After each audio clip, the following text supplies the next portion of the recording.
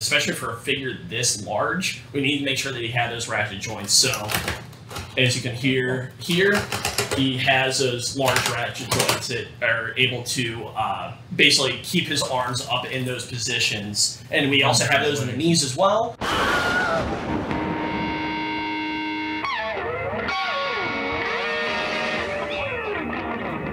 Ratchet joints. Okay, people, welcome back to another Foosh Weekly. As always, I'm Robo, and I'm back.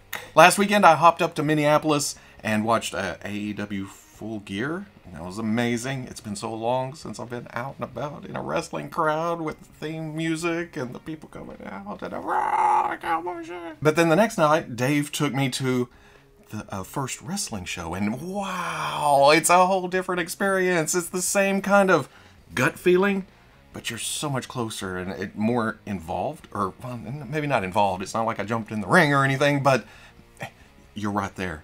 You're right in the action. That's also where I met Super Atomic Thunder Frog, fellow toy collector. I know, it's crazy. We are everywhere. But speaking of toys, I don't know what that was. You hear that?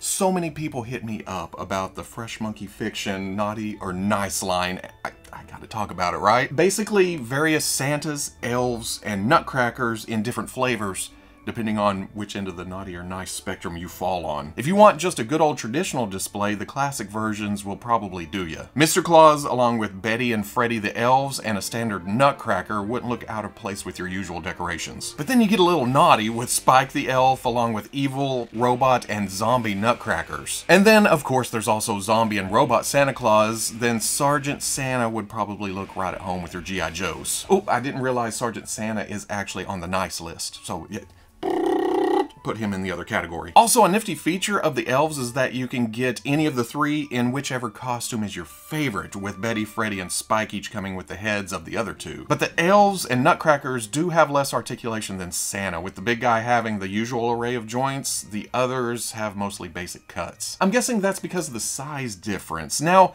on the actual articulation breakdowns for the nutcrackers and the elves, it does say 1/18 scale, but if you go to the pre-order pages on Big Bad Toy Store, they're listed as 1/12 scale. And looking at them side by side with Santa, the elf seems appropriate. That's the right size to go with Santa. The nutcracker, I would probably picture slightly larger, but this also works. But speaking of Big Bad Toy Store, this line is exclusive to them, on top of also being run like a crowdfund. They have to sell a certain amount of figures before actually going into production, which makes sense. They want to make sure the market's out there, have some guaranteed sales, and then boom, make the toys. I'm assuming in a workshop up north somewhere.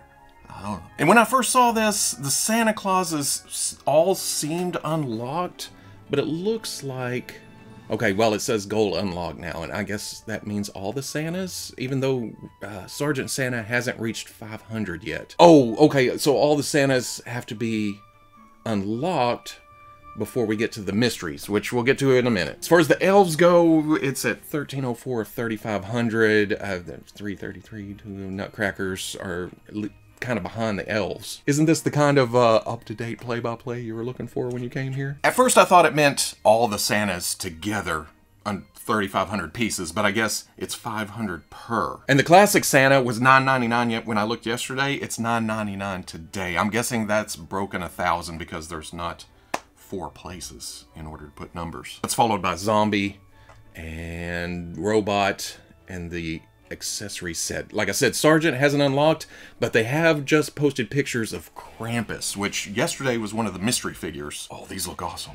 Krampus, and then Krampus in Santa disguise. It's the same body as Santa, but then, you know, the obvious changes. I'm guessing those won't go up for pre-order until Sergeant Santa unlocks. But then for nutcrackers and elves, there's also mysteries for those, I guess, for after those unlock. If you're at all interested, the links are in the description. Well, the link to Fresh Monkey Fiction is in the description where it shows all the numbers and stuff, but everything is for pre-order up on Big Bad Toy Store. Speaking of the holidays, Mezco posted their Slugfest Emporium of Badassery Advent Calendar this week, and it has a little bit of something for everyone. There's a grub, there's a 5 points, but this is Foosh, baby. you know we're eyeballing that 112th Collective gear. There's a metallic Gomez head along with a vest and a belt, and I think that's meant to say tactical, but I guess tactile works too. Who am I to judge given my strong grasp of the English language? Ain't that right, y'all? Punching effects, a gold coin and case prop, and a scarf and Santa hat. You know, to give the ability for any figure in your collection to show a little holiday cheer. It doesn't matter who it is. Throw it on a Thanos or any grumpy Gus that may... But Cousin Eddie was the most tempting for me. Just look at this thing. It's a blue skull in reindeer pajamas. This actually did stay up for pre-order for more than a day before going to waitlist, which is good if... well, I'm okay. It's crazy how our perceptions have changed over the years. One day available is amazing for a Mezco figure. That's crazy. But in the grand scheme of things, if you're there tomorrow, you missed out on it, so same boat. But it was $150, should ship in December. It's almost unheard of these days to go a whole month without talking any McFarlane Toys DC Multiverse, so Todd fixed that this week by showing off the DC Multiverse Gotham Knights. We saw the leaks and pictures and the figures popped up in the background of other places, but official reveal. Based on the upcoming game, it's not hard to recognize Robin and Red Hood and Nightwing and Batgirl. Robin's longer tunic automatically jumps out at me, and the colors are a bit brighter than I prefer, but I can't say I hate these. But I'm also fairly flexible when it comes to costume interpretations. This is a game. It's not meant to be locked within a certain era or artist. As far as that goes, this is about as close as McFarlane gets when he goes for something based on a certain source. Well, Batgirl's reuse of the first figure does have her on the off-ramp a little bit, but the aesthetic is still there, the feel, I guess. All of that is to simply say, if you're into the game, you shall have figures in the near future. We knew that the NECA, Gargoyles, Thailog, or Tailog, or however you want to correct me down in the comments. We knew he was coming in the line, but we didn't know he was going to jump ahead of Demona, who was actually revealed first. It makes sense if you armchair product manager it, this being mostly reuse of Goliath, just some different colors and accessories. You can, oh, the tooling's already there. Let's go ahead and use it, throw it out there, get some more monies, work on tooling on the next. Here's Demona, because they've also shown Hudson and Bronx, which are unique sculpts, but who knows how it works. All we know at this point is that Thailog is next. He's up for pre-order right now. I've seen some negativity over this release, but again, we've seen those other characters. People are chomping at the bit for more main characters. They're there. They've flashed in front of our eyes. There's some pretty plastic, and then repaint. So I can't really disagree with any kind of disappointment, but at the same time, ooh, it's pretty awesome looking. Well, that, and people are also talking about the price jump from 30 to 38. Is that what it is? From Goliath to Thailog. Well, I say that, but I think Target's price for Goliath in stores somewhere around there, right? So maybe online retailers or something happened in the communication chain. I don't know. I just buy the toys. That's all I can do. Plus, as we've been talking about over and over, there's a price creep for all the companies, all the toys. So, I mean, it's a shame that it's happening this early in the line, but at the same time, it's pretty much the norm at this point. Comes with a briefcase that has removable money, flare gun, and an effect piece. Well, the flare gun doesn't come with the briefcase. It comes with a flare gun that's separate, and then the effect piece on top of that. Should release in January. If you like it, you like it. I was actually hunting around for something else when I ran across the Felix Toys FX004 Clown. Or, if you kind of close your eyes a bit and look off to the side, wow, does that look like the Dark Knight Joker? Just a little. It's crazy. But it's probably the most decked out Joker this side of Hot Toys, with the weapons and the gear and the hands, the head options, and the clothes. The two heads seem to be spread out further than I would care for on the facial feature range, one being dead serious, the other being a little too laughy-happy. I'd like, well, okay, I say that looking at the pictures and thinking, that's not my mental image. That's not the most iconic looks I have for this version of the Joker. But at the same time, they do look damn good, so I can't complain too much. Because I also have the other Felix Clown that is meant to be the Joaquin Phoenix version of Joker, and it's pretty fantastic. I had a slight problem with the body itself, but otherwise, it looks menacing. It looks intimidating on the shelf. And I can only think that this will be the same situation in my display. I'm actually having a hard time talking myself out of pre-ordering this one. I haven't bit the bullet. I haven't put my money where my mouth is yet, but it's tempting. $90 said to hit Q2 or Q3 of 2022. There's weird numbers and letters all mixed in there. Now remember I said that I was hunting around for something else when I found the Joker. What I was actually looking for is the Fury Toys Samurai Turtles Assassin Spring. Or, if you're nasty, a very fancy third-party Teenage Mutant Ninja Turtles Leonardo with some different gear. This has actually been floating around the socials for a few months now, but I could never tell if it was just a custom or if it was upcoming product. So I didn't want to mention it, you know? I didn't want to get hopes out there, but as soon as I saw that pre-order, you better believe I was saving pictures and going, oh, this is going on the weekly, after I pre-order my own. Well, I guess technically, if you get down to it, every prototype is a custom of some sort. Somebody put their blood, sweat, and tears a little bit hard into it, hoping that it would be produced as a marketed action figure that other people can enjoy. But, you know what I mean. But basically, the design here is fantastic. I mean, the base concept is pulled from a pre-existing property, but just the execution, the sculpt, the paints, the extras thrown on there. Because the base figure does have a full face mask, a helmet, and weapons not usually associated with the character that springs to mind. Oh, springs to mind when we look at this. Is that enough to avoid legalities? Do third parties even worry about that kind of stuff anymore? Does that possible loophole go completely out the window when you look at the gift accessory pack of full-on Teenage Mutant Ninja Turtles Leonardo head and swords? I don't know. It just looks too good to pass up. That's all I can say, especially when they announced the price of $50. Okay, please? Thank you? It may be a cheaper price because it is actually 12 centimeters, or I had that converted and I can't remember what it was. Oh, 4 3/4 inches tall, which may seem small, but if you put those beside regular 6-inch lines, it feels very turtly. We've seen representations of the turtles at that height, so that completely works for me. Little ass kickers running around in your display. I could not find a reason to pass it up, especially when the pictures of Techie Donatello are also floating around out there. I mean, that's 2. Will that be summer? Because that's what the spring actually is. There's going to be a figure for spring, summer, fall, and winter. But to be completely honest, you guys know me.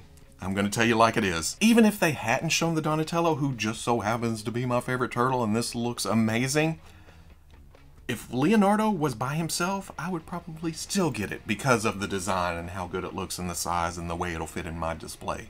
I mean,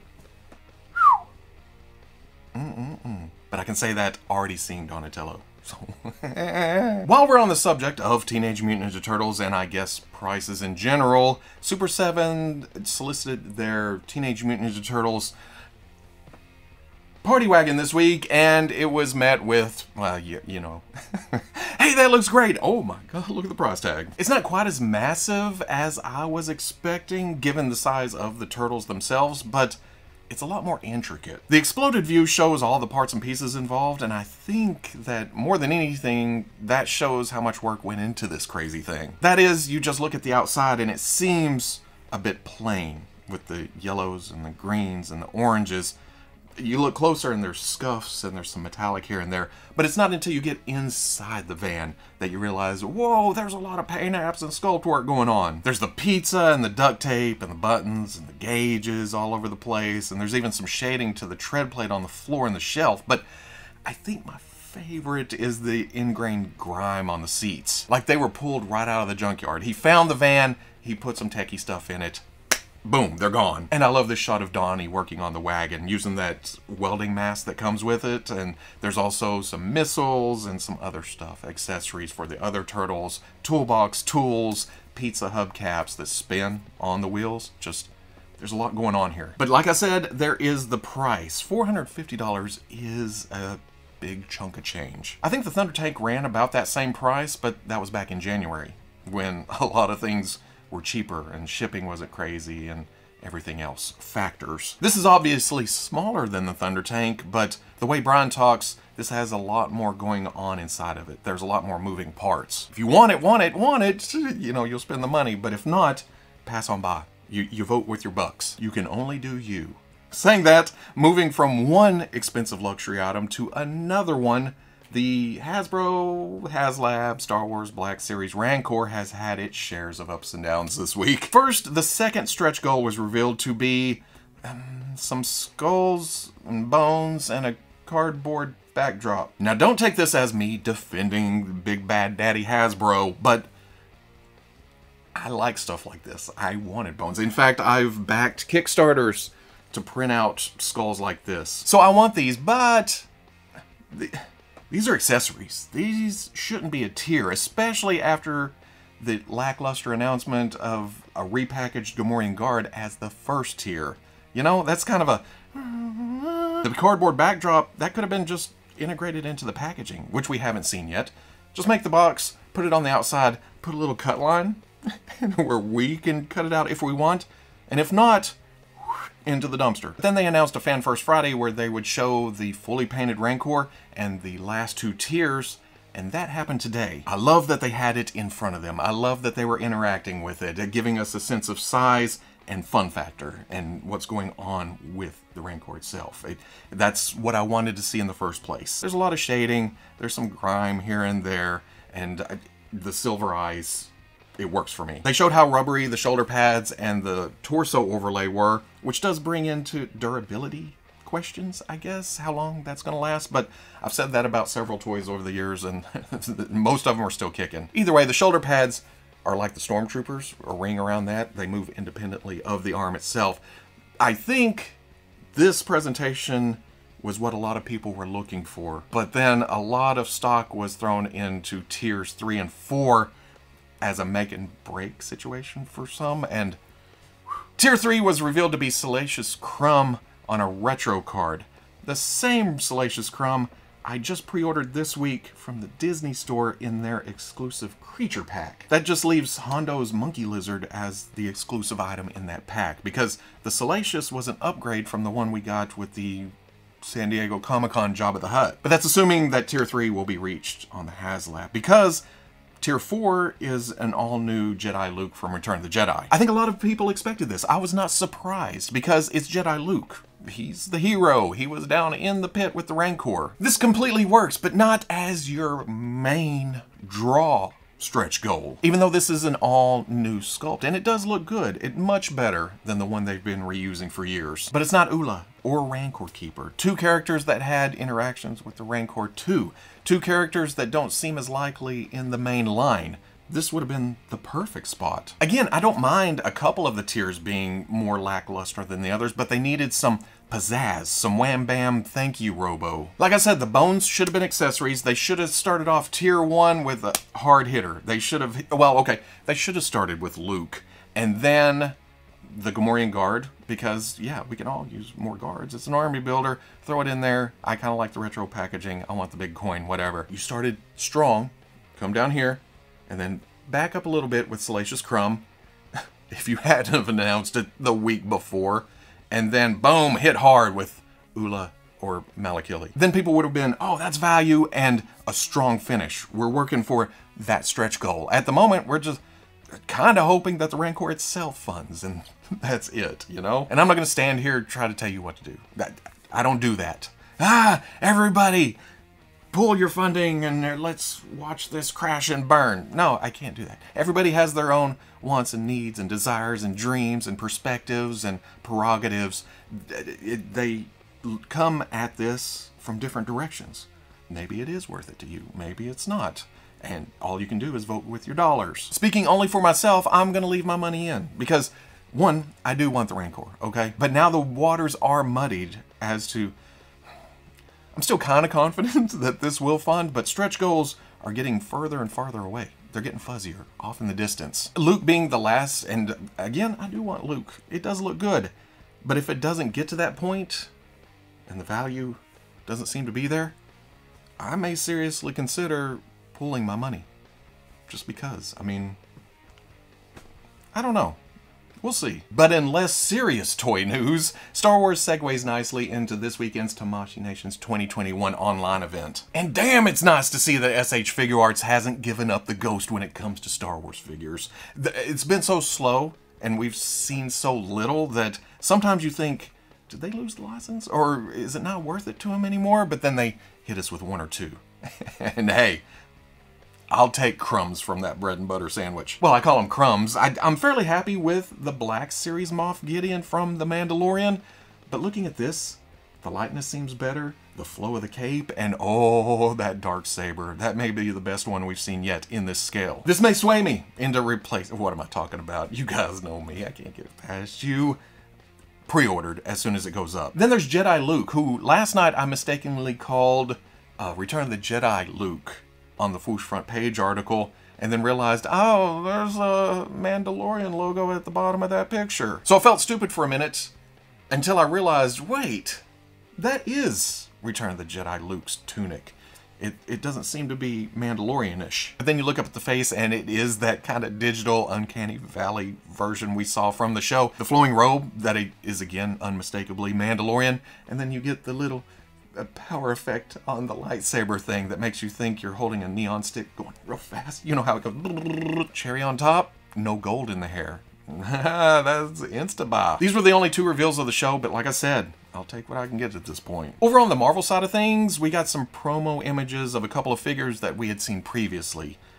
Even though I don't remember where we saw the SH Figuarts WandaVision, Vision, and White Vision. It was in a video presentation of some kind. Again, I'm mostly content with the Marvel Legends White Vision, but the mood lighting here and the flow of the cape, the cloth, making it much more dynamic. I don't know if I can pass that up. This is what the weekly has become. Well, this is what the weekly always has been. I'm talking myself into toys as I'm looking at them, even though they're not right here. You know what I mean? But in my brain, that's where they live. Regular Vision, though, much better. I need that for the shelf because I never really liked the Legends. It was okay, but the colors, the way everything pops, the details. The tech on Avengers Iron Man has already been fully revealed, and then Captain America has been shown before, but I think we've only seen Captain Marvel, Black Panther, Spider-Man, and Wolverine in comic art form. I think that when these debuted, I jabbed at them as being, I hate to use the term ripoff, but kind of cheating off somebody's other test over on the Sentinel Fighting Armor paper. But now that I've actually messed with some fighting armors and realize it's all the same body with different heads and chests, I look at these and they're much more individual armors. They follow the costume designs of the characters themselves. I mean, yeah, they're obviously Iron Man armors, but they're a lot more unique between the characters. Speaking of armor and moving over to something well, okay. Have we seen the Avengers Endgame Iron Patriot before? Or am I thinking of the smaller version? Either way, big, burly, badass. I was surprised by the Shang-Chi Wen-Wu reveal though, but pleasantly surprised, I guess you could say. Since time has passed, Bandai is able to get the costume more accurate, and don't think I missed the swappable arms. When he's using the effect, the rings are off. I see what you're doing, Tamashii Nations. No release info on any of these SH Figuarts figures, and there's a lot more. Stuff that I have no clue about what's new and what's old, like Dragon Ball, Sailor Moon, but the link to the online show is in the description, so if you're interested, head over there and check them out. And hopefully pre-orders pop up soon. I know the Star Wars is usually a pain in the ass to get, but I'm gonna need some Visions. And Wen-Wu. And that's it for this week, I think. I don't know. Who knows? There's so much stuff going on. If I miss something, we'll swing back around next week. Monday Foosh Live, which I did miss this week, but we're going to get back on schedule very, very soon. If you want to see any of these pictures up close without me all, just in general, jumping around, I feel like, yeah, I don't know what's going on today. But it's okay. If you want a better look at those, I'll be posting all of those along with links to pre-orders, more information on the Foosh front page Saturday at noon. But if you're impatient or you don't want to click over there, everything's in the description. And like I said, I missed Monday Foosh Live this week, and I actually didn't get any reviews up. It's been a full week since I've shot or edited anything. it's just, you know, I always talk about toys being an escape from real life, giving us a break from the trials and tribulations. You know, things wear on us. We can pick up plastic and just, you know, be happy for a few moments. But don't forget that there's still the real life out there. You still have to deal with that sometimes. And when it comes to that, you know, don't let the plastic bury you. Make sure that you communicate with your loved ones or old high school friends or people you haven't talked to in a while. Just call them up. Just say, hey, what's going on? You're not alone in this world, because things are fleeting. That's just the way the world works. That's life. And you don't want to get to a certain position, certain point where you regret a lot of stuff. So give a call, say I love you, give a hug, whatever. Call your mom. She's wondering what you're doing right now. And I know that's not toy related, but it's been a week. But if you enjoyed this Swoosh Weekly, comment, like, subscribe. Much love to the plus. If you're interested in seeing videos early or in a position to help out the channel, patreon.com. Wherever you may be watching this, I'll always catch you on the Swoosh. Yeah, speaking of reviews, man, they're piling up. I don't know if I want to do the PulseCon Star Wars Cantina set, because they're long gone. You can't order them now. But at the same time, it's like a preview for the next wave with Ponda Baba and Dr. Evazan. So get those reviews out of the way, and then come back around when that wave comes out, because that's a full-on 8-figure wave. Cut down 2 of them. Maybe easier to shoot all at the same time, like I prefer to do. Or should I do the Marvel Legends Fantastic Four set, which I'm also excited about, because the white and blue versions are my favorite costumes, and I like Psycho Man. I like High Evolutionary. I don't know. We'll see what happens next week. I'm to the point where I don't want to plan it. I'll just let the chips fall where they may.